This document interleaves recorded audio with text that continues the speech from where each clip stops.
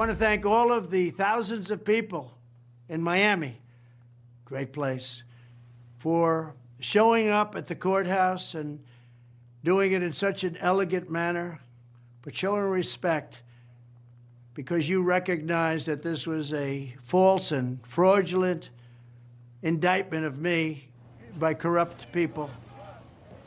All right, that's former President Donald Trump thanking his supporters, who you see there on Truth Social in a video, who showed up at that Miami courthouse on the day of his latest federal indictment, pleading not guilty to that. But despite serious legal threats, Trump turning his day in court into a campaign event, with his campaign confirming that they have raised more than $6.5 million since that federal indictment from special counsel Jack Smith. Meanwhile, the long simmering feud between former President Donald Trump and Florida Governor Ron DeSantis reaching new heights as the looming Republican presidential primary breaks into open warfare of words, if you will, between the top contenders. I want to bring in Florida Congressman Byron Donalds. He is joining us live here on set to weigh in on all this. Congressman, good to see you. We appreciate your time. Now, didn't you have a baseball game that you played recently? First of all, how are you feeling after that? A huge win that the Republicans got to celebrate. Look, we won big, 16-6. Yeah. It was fun. You know, it wasn't a big deal. I feel fine. No. You were ready for it. Well, listen, another person that's ready for a fight is former President Donald Trump. You look at these polling numbers. He is leading just about everyone in the field Republican nomination here by about 30 points, some even higher than that. I know that I believe you endorsed Donald Trump on his birthday week on Flag Day, and I think we have that full screen that we showed here. But essentially saying here, and here's a photo of you, I'm proud to have endorsed President Donald J. Trump for president. Now more than ever, we need him back in the White House to secure our future and make America great again. Do you still feel that way today? You also obviously serve constituents there in Florida. You feel that it is former President Trump that could do that job more so than the current governor of Florida? I do. And one of the key reasons is because he's been in this environment. Washington is different than Tallahassee, and that's no disrespect to Ron DeSantis. But it's a different environment, different beasts altogether. He and his team have been through this environment once. And then when you leave our nation and you go around the world, he already has those relationships with other world leaders. They know who he is, he knows who they are, and I believe he can hit the ground running on day one. But at the end of the day, it's about getting our nation back on track. He's done it once. I know he can do it again. And now now he definitely understands, and his team, all the landmines in these agencies that have to be uprooted in order to get our country on a sustainable track moving forward. Let's talk about, if we can, the federal indictment that the president faces. 37 federal charges. Again, the former president has pleaded not guilty to those. Released on his own recognizance, raises $6 million the very same night. But either way, he called this, and other Republicans have called it election interference. These charges brought by special counsel Jack Smith moving forward with this. We know the current president faces his own investigation for the handling of classified documents, yet there's no information on this investigation. No one has come out and said where it is or how it's happening. But in terms of the president calling this, again, indictment election interference, it will play out through the course of the election, through the primary, and possibly not even go to trial until after the election. Many are speculating. Where do you stand on that thought by the former president on terms of calling this investigation or these charges election interference? Do you agree with that? It is. It's highly political. This is intended to diminish President Trump without a doubt. And look, compare the two investigations that are actually happening. Has anybody heard a leak coming from the special counsel looking into Joe Biden? No. What do we see about what's going on with Donald Trump? Photos are out there. Transcripts are out there. I thought this was a criminal case to be taken seriously, not a media, not something to be weaponized in the media. Last piece on this. The only way this case could have even gotten to a criminal standing is for the Department of Justice to ask the White House for an ability to expand the scope. And the White House counsel gave the Department of Justice the authority to expand the scope and to ignore executive privilege in this case, considering documents had by President Trump. This is the only way we could even got to this point. So it is highly political. You compare that to the other issues of previous officials and their document issues, never reaching this standard. Come on, man. This is one of the worst things for our country, and it's being propagated against the American people because they've continued to go after Donald Trump. It's been 7 years in running, and they're not going to stop, so you have to take a stand against it. Well, many Americans are. In fact, the support is still there. We'll show you this latest Morning Consult GOP primary poll. It shows Trump with a commanding lead over, again, there's a field of candidates. DeSantis is the only one that is behind him and coming in second, but not even close at 22%. Again, 56% of 22% Morning Consult poll shows.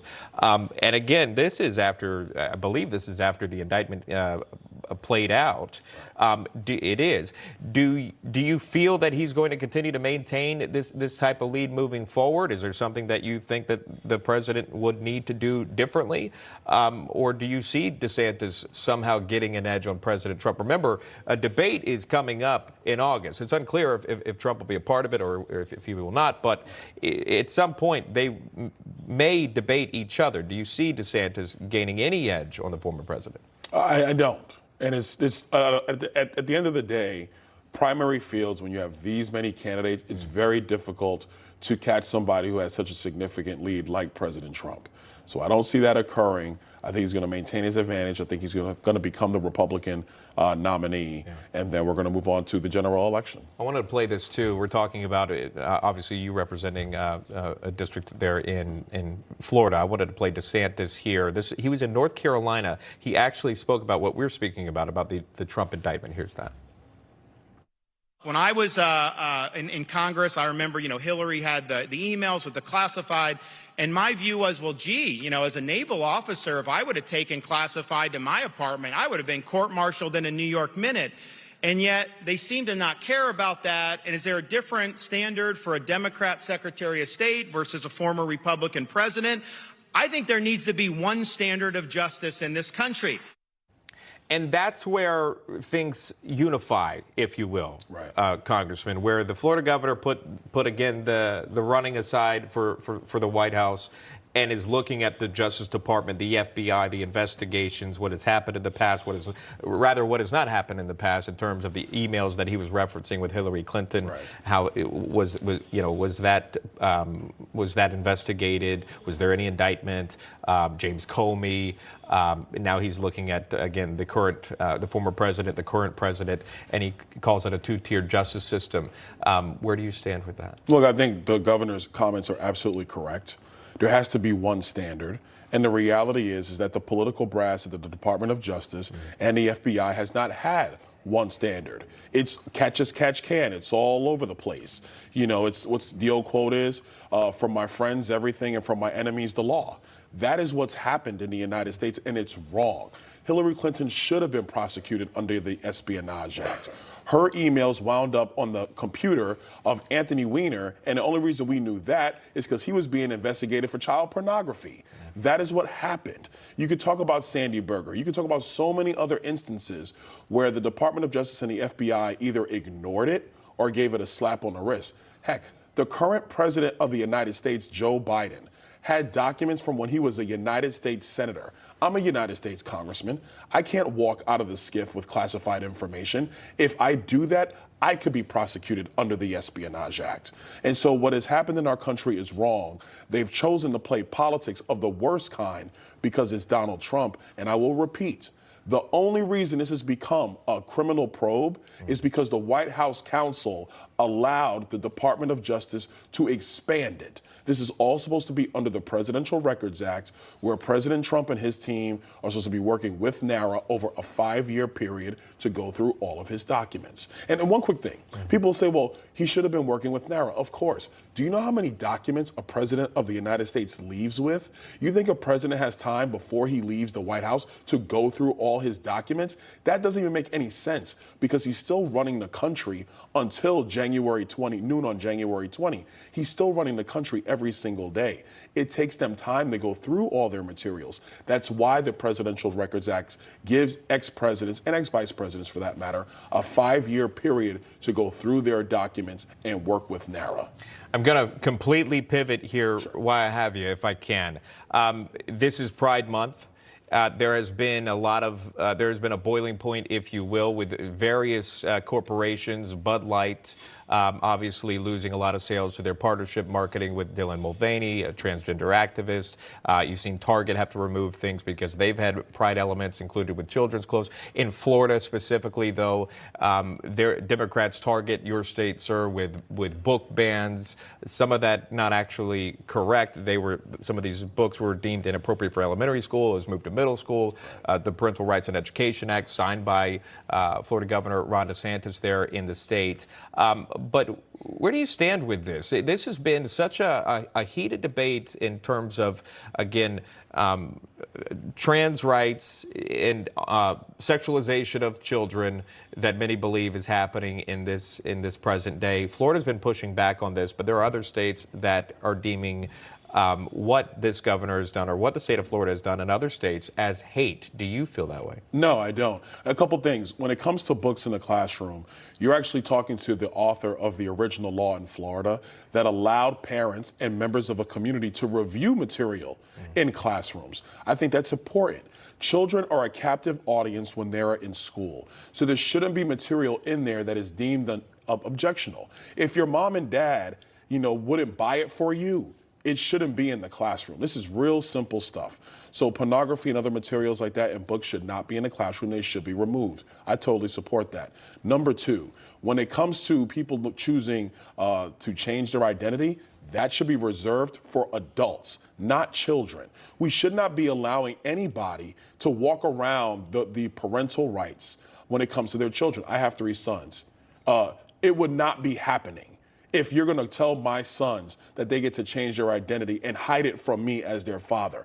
I'm not standing for that. And there are many Americans who are not standing for that. And that is why you're seeing the backlash from these companies who are trying to promote something that they simply don't agree with. If a company chooses to promote something, do that of your own volition. But if Americans choose not to purchase your product and do business with you, there's a reason for that. You got to make a decision running your corporation about what's best for your business. I think Americans are speaking out, and they should. Last note, most people are just tolerant.